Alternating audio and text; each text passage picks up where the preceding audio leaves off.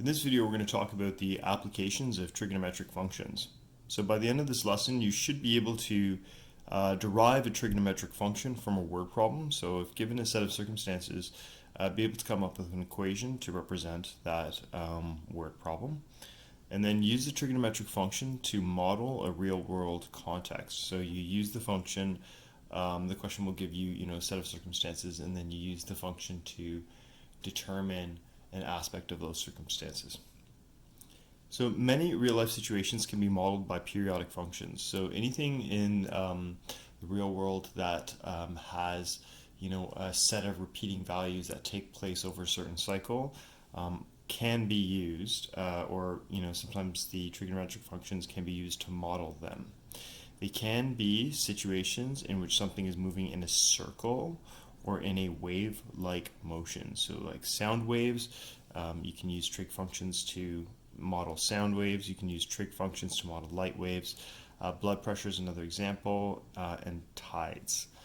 Okay, so that is a good example of, or these are all examples of where you can use trigonometric functions. And so you can use either the sine function, and remember that these are all the transformations that you can perform on the sine function, or you could use a cos function to model these circumstances, because ultimately these functions are just 90 degrees apart. So typical things that word problems will ask, they're going to generally ask you to graph it for a particular set of time, write in the equations. So once you've graphed it, determine the equation, and then find a particular value or time either by reading directly off the graph or substituting a value into your function that you've derived. So two of the most common examples that we're going to cover today are Ferris wheels and ocean tides. Those are pretty much classic examples when it comes to trigonometric functions. So let's get started. Okay, so the first one is like a Ferris wheel, and a Ferris wheel is a very good example of a trigonometric function, or how a trigonometric function can be modeled. And if we think about it, let's see, I'm going to show you an example, and you can tell me why this might be, or you can think about why this might be used as a trigonometric function. Okay, so there's your Ferris wheel. I'll back this up just a little bit. Okay, so there's your Ferris wheel, right? And here's the arm of the Ferris wheel, right? So that's like your radius of the Ferris wheel. And obviously there are many arms, but you're down here, and you get on, right, at the bottom here, and the Ferris wheel starts to rotate, right? And it rotates, and it rotates, and it rotates, and then you get to the top, okay? And then it rotates again, and you come right back down to the bottom, and that would be one cycle, right, or one revolution, and then it does it again and again and again, right? So you get to the top height, and then you get to the bottom. So can you think of something that we've learned this year that relates to the Ferris wheel? Go ahead and press pause. Okay, so if you thought of the unit circle, you'd be right, because the Ferris wheel is exactly like the unit circle, right? This is your terminal arm, and your terminal arm rotates through 360 degrees and comes back to the same position. So let's get started. A Ferris wheel completes one full revolution in 48 seconds. The radius of the wheel is 15 meters, and the bottom of the Ferris wheel is 2 meters above the ground. A passenger gets on the bottom and goes around 3 full cycles. Sketch a graph of the passenger's height above the ground over the entire ride. So the entire ride is going to last, as you can see here, 3 full seconds.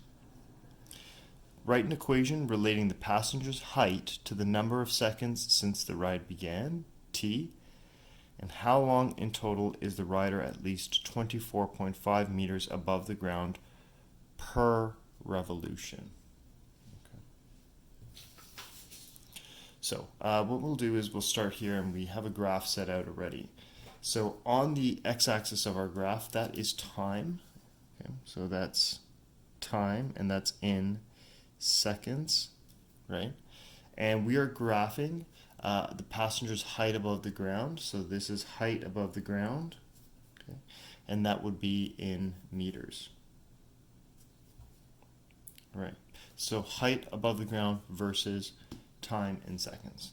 And again, because this is a circular function, we can use the sine or cosine graph to map this.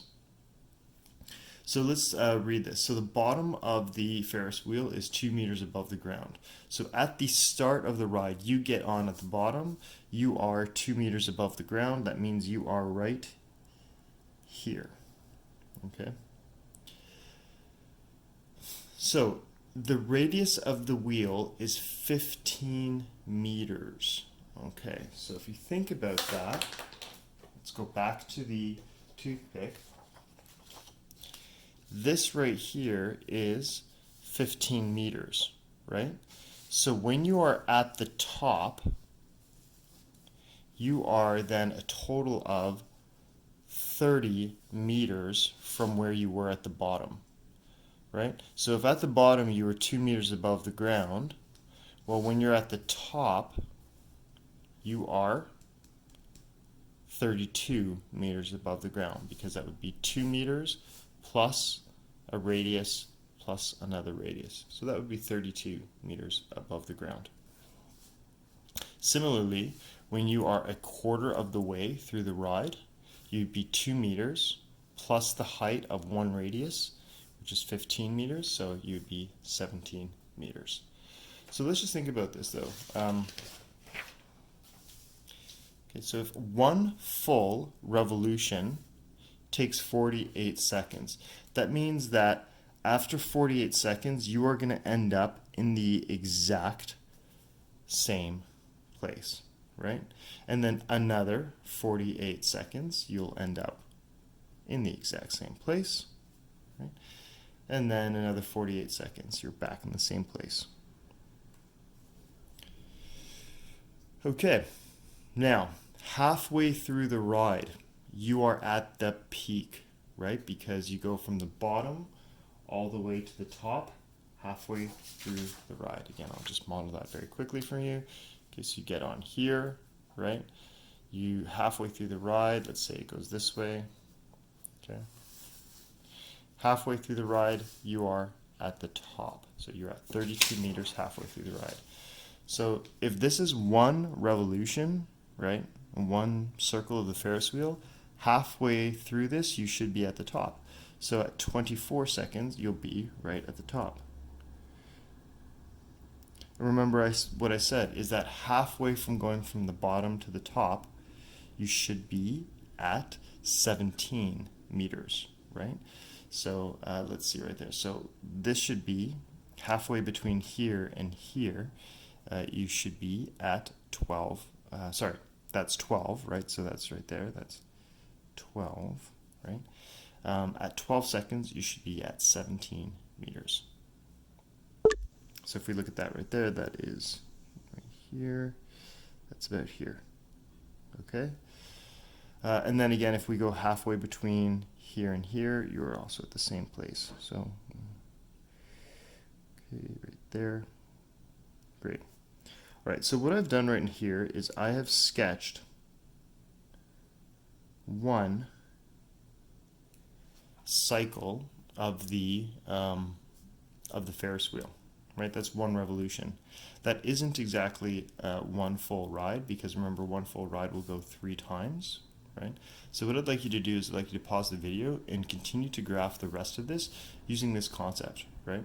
So again, halfway between here and here, which is 72, you're going to be at the top, right there, okay? And then halfway between here and here, you'll also be at the top. Okay. So go ahead and see if you can graph the rest of this.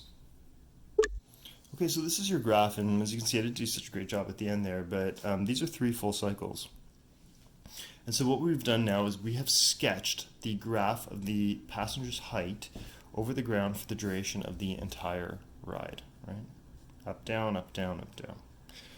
Write an equation relating to passenger's height to the number of seconds since the ride began. Okay, so what we're going to have to do here is for b, we are going to have to come up with a function, right? So height as a function of time, right? There's my function notation. Height of the passenger depends on time, is equal to the amplitude times, and I'm going to use the sine function here, sine k t, it's not x, it's t minus the horizontal or phase shift plus c. So I have to figure out each of those variables in the transformation. So first things first, we're going to have to figure out what the amplitude here is. Well, it starts from the bottom, goes up 15, goes up to the top 15, comes back down 15, goes down to the bottom 15. So you should be able to determine that the height above the central axis and the height below the central axis is 15 meters. So A is equal to 15, right? And so A, and it actually is, technically it's actually 15. A actually has a unit, right? The amplitude is actually 15 meters, right? Because this height, right, this entire thing right here, A times sine, all of this right here has to be, when you perform it, has to end up with the units meters because we're measuring height. So A is 15 meters, so the amplitude is 15 meters, right? And for Ferris wheel examples, that is the radius of the Ferris wheel. Okay. The next thing that we are going to find here is we can find the vertical shift, right? So if you remember, these are all steps from the previous lesson in which we learned, how to take a graph and get the equation from it. So the vertical shift, remember that this is supposed to be at 0, 0, right? The central axis should all have been shifted down. So how high is the central axis? From what's the distance between here, 0, to your central axis? Well, remember we said that the central axis is at 17 because you start at 2 meters above the ground and then you go up to 17, right? You go up 15 to 17, right? So this right here is 17, right? So C is equal to 17. And again, if this has the units meters plus C, C should also have the units meters. Okay, and so that is that's the value of C. All right, so the other thing that we can find is we can find how far, if this is a sine graph, remember that this one should be the sine graph starts here, goes up, down, up, right? That's your sine graph. But as you can see, it's been phase shifted to the right a certain amount, right? So this is like your, okay, and I kind of call it for fun, like your fake 0, 0 of your sine graph, right? Because that's where the sine graph is actually supposed to start. So how far has the sine graph been shifted over? Because technically, if you were just to use the sine graph, this point should actually be right on the y-axis. But as we can see, it's not. It's been phase shifted to the right. So what is the phase shift here? Well, if we go down here, the phase shift is 12, right? And in fact, that 12 has a unit as well. That is 12 seconds, right? So the phase shift is 12 seconds. And that, again, makes sense because if time is in seconds, then you must subtract seconds from seconds, right? So D is equal to 12 seconds. That is phase shifted 12 seconds to the right. And the final thing that we need to find here is we need to find the period. Right, so remember that we're going to use the formula period is equal to 360 degrees over k, right? Well, we actually have the period, right? Because we know that one cycle takes 48 seconds to complete. So I'm actually going to substitute that in already. I'm going to say period is 48 seconds is equal to 360 degrees over k. And so I'm going to bring k up here and bring 48 seconds down there. So k is equal to 360 degrees over 48 seconds. And k, if I simplify that expression, is 7.5. And in fact, you can actually see that this unit and this unit are preserved, degrees per second. So this actually has a unit. This is 7.5 degrees per second. And something just to remember, like the speed at which the angle changes, that's actually called the angular velocity. So when you are on this Ferris wheel, the arm moves at an angle of 7.5 degrees per second.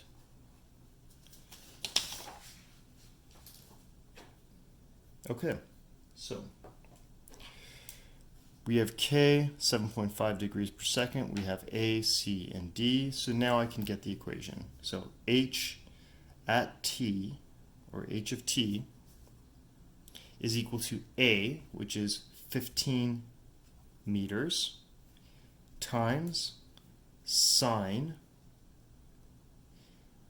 k is 7.5. T, well, that was your argument, right, of h, so that's your x value or your independent variable. T minus 12 seconds plus c, which is 17, 17 meters. So this equation effectively models this real life situation, right? So over here, if we look here, for how long in total is the rider at least 24.5 meters above the ground per revolution, right? So there's two ways that you can do this. Remember that you can either read off the graph or substitute into the equation. So let's start by reading off the graph. Okay, so we have to find 24.5. So 24.5 occurs like right about here. Okay, so I'm going to circle that in a light blue. So it happens about here, and it stops right about here. So for this entire duration right here, the passenger is 24.5 meters above the ground in one revolution. So for this duration of seconds, the passenger is 24.5 meters above the ground. Now, I don't quite trust my graph, so what I'm going to do is I'm going to insert 24.5 as my height value.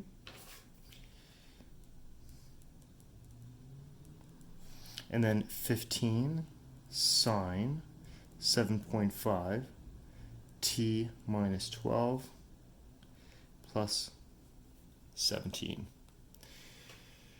And now I'm going to try and get t by itself. So the first thing I'm going to do is I'm going to subtract 17 from both sides.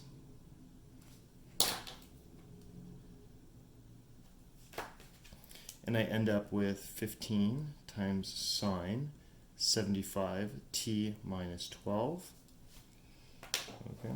And so 24.5 minus 17, that is just 17.5. Or sorry, 7.5 equals 15 sine, sorry, that should be 7.5 right there.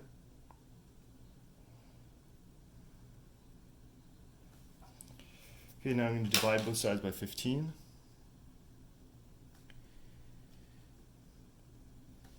Okay. And so 7.5 over 15, well, that is simply just 1/2, is equal to sine 7.5 t minus 12. Okay, so what I need to do here is now I need to eliminate the sine here. So I need to take the inverse sine of both sides. So sine inverse of, and right here, 1/2 is equal to, and by taking the sine inverse of this side, I end up with 7.5 t minus 12.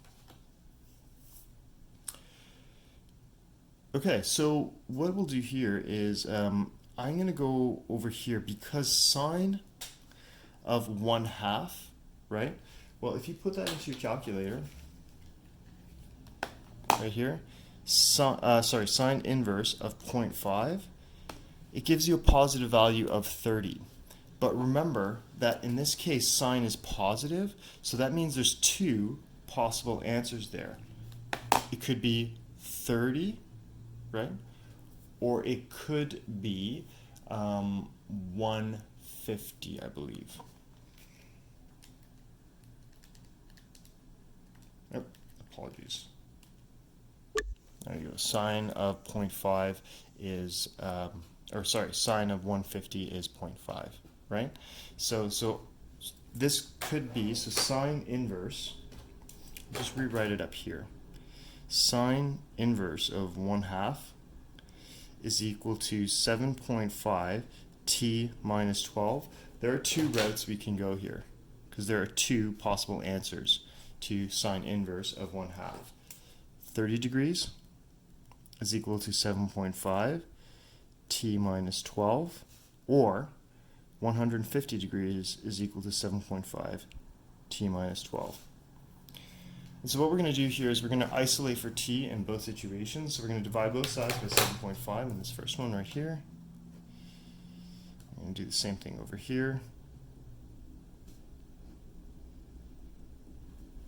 Okay, cancel, cancel. As you can see here, I've got my two values now. So what I'm going to do is I'm going to add 12 to both sides. So I get 16 is equal to t, and in this case, 32 is equal to t. So what do these t values mean? Well, at 16 seconds, the height is 24.5, and we can sort of see that right here. At 16 seconds, the passenger reaches a height of 24.5, right? And then they go through, they keep going higher and higher and higher, and when they come back down, well, that's at 32 seconds. At 32 seconds, they reach a height again of 24.5, but they're now going to go down from that.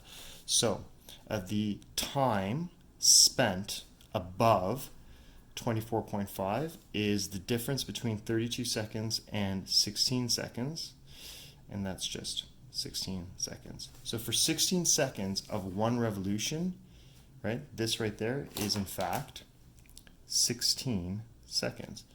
So for 16, you can't see that one, sorry. So for 16 seconds of one revolution, the passenger is above 24.5, right? But see that we have 1, 2, 3 revolutions per ride. So if you wanted to do per ride,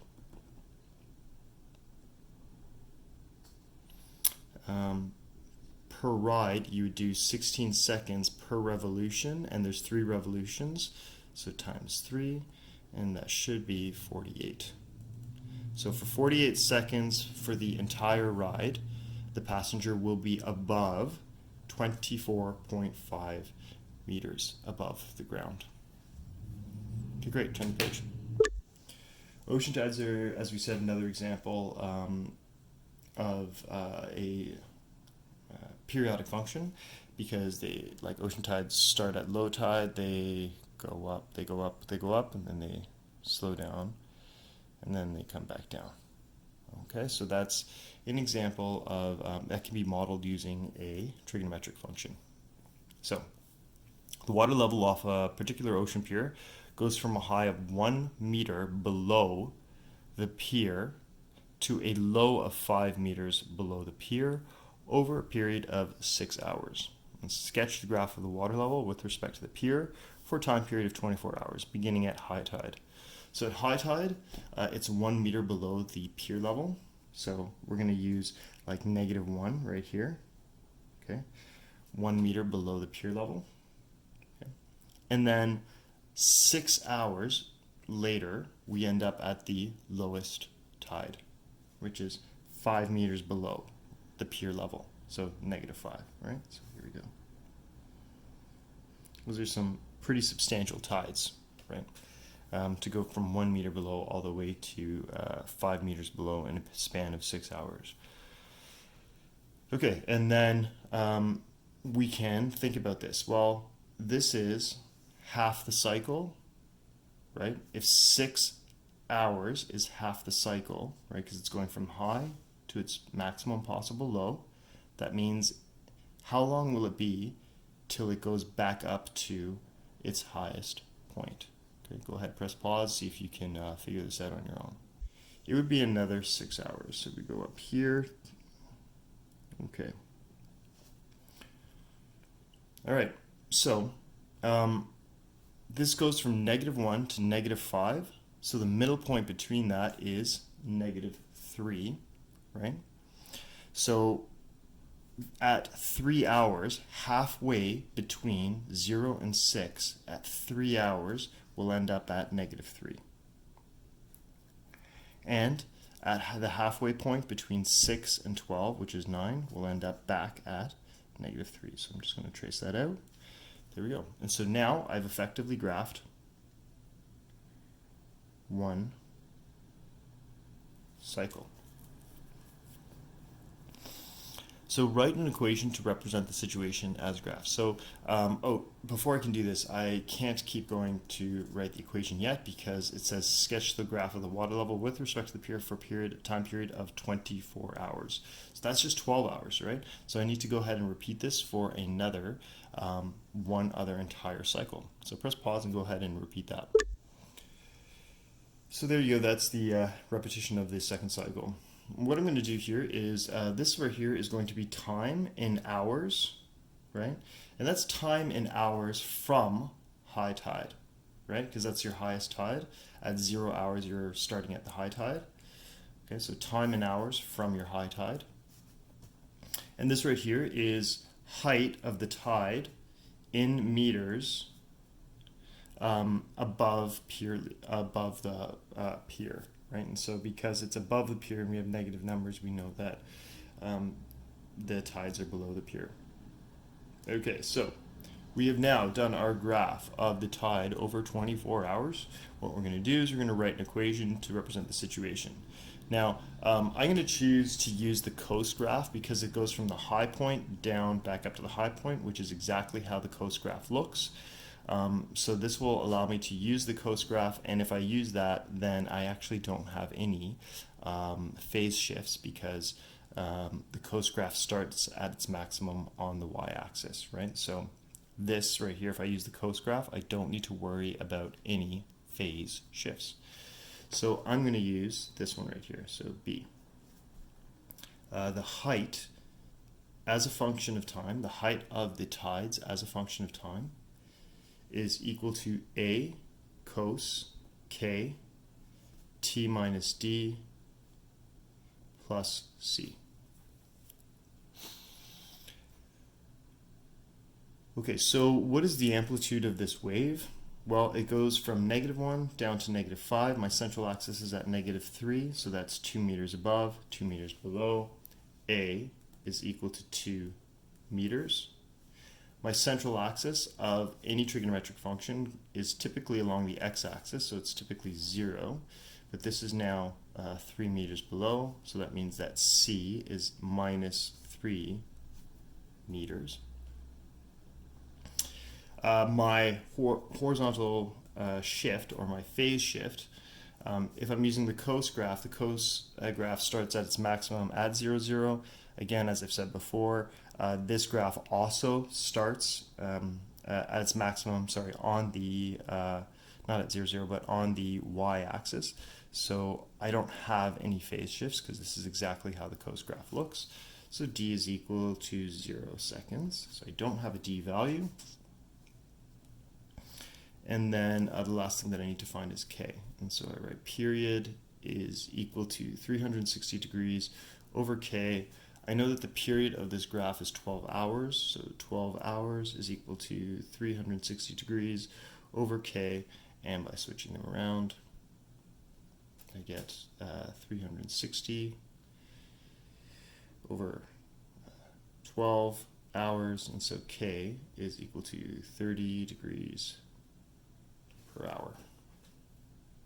Putting these all together in my equation, h of t is equal to 2 meters times cos k is 30, and then t is that.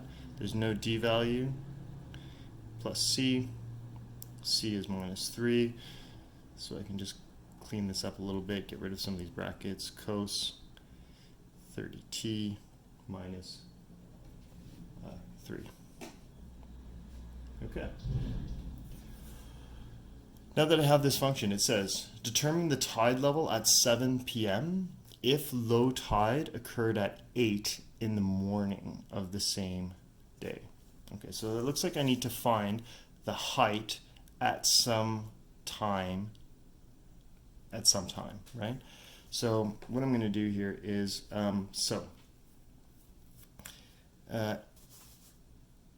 high tide, or sorry, if low tide occurred at, excuse me, if low tide occurred at 8 a.m. right here, so that would be 8 a.m.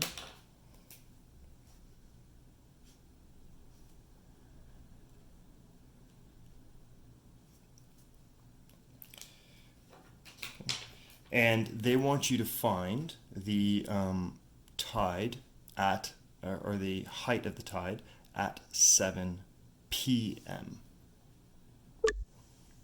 So I want you to think for yourself now, where would this graph hit 7 p.m.? Well, if this is 8 a.m., right, and we go another 6 hours from 6 to 12, what is this time right there? Well, that would be 8 plus 6, that's 14. Well, that's like military time, or 2 p.m. Okay. And so 7 p.m.,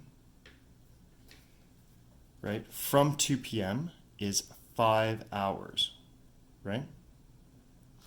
So the difference between from here to 7 p.m. is 5 hours. So if I went 3, 4, 5, this right here, this value,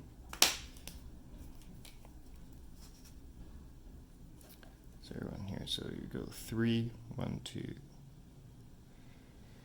so yeah, so it should be close to, if I go 5 from here, it should be close to here. So roughly about here is the height of the tide, right? But again, I don't want to just kind of estimate off my graph. So what I want to actually do is I want to use my equation to determine this. So set,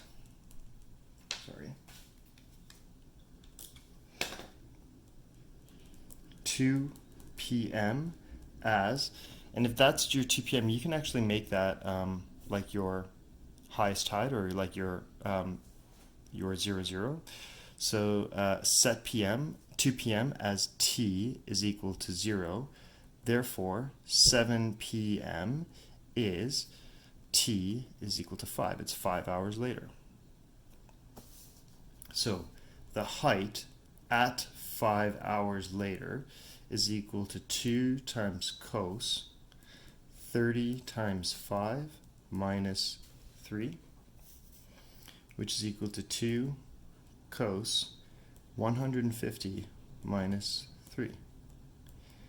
And before you go and put that in your calculator, you can remember that your special triangles, right? So cos 150, so I'm just going to draw this over here.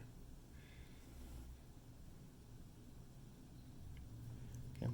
150 is this, which means that this right here is 30 degrees, that's 60 degrees, right? Oh, that's a special triangle. And so there you go. That's negative root 3. This is 1, and that is 2. So cos of 30 degrees is negative root 3 over 2, adjacent over hypotenuse. So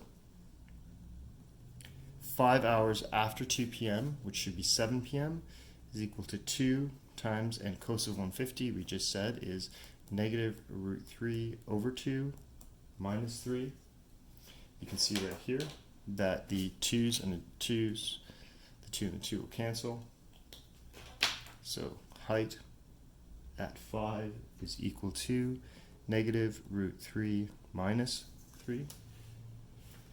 And so therefore the height 5 hours after high tide is at negative 4.73 approximately meters. So therefore the water level at 7 p.m., okay, which is, again, 7 p.m. is 5 hours after 2 p.m., is approximately 4.73 meters below the pier. And notice that I don't say negative 4.73 meters below the pier, because that would be a double negative. I just say 4.73 meters below the pier. Okay, great. So those are the two main options that, or the two main examples to cover this week. Thanks for watching.